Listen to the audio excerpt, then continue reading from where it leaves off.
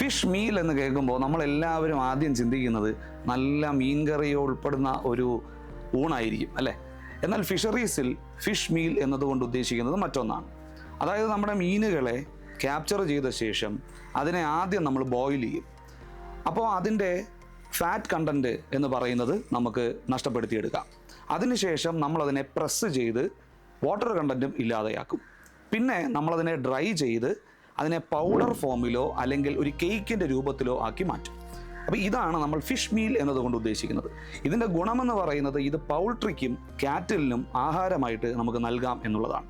High protein കണ്ടൻ്റുള്ള ഈ fish meal എന്ന് പറയുന്നത് വളരെ ചീപ്പാണ് പ്രൊഡ്യൂസ് ചെയ്യാനെന്നുള്ളതും കൂടി ഇതിൻ്റെ ഒരു അഡ്വാൻറ്റേജ് ആയിട്ട് നിങ്ങൾ മനസ്സിലാക്കുക.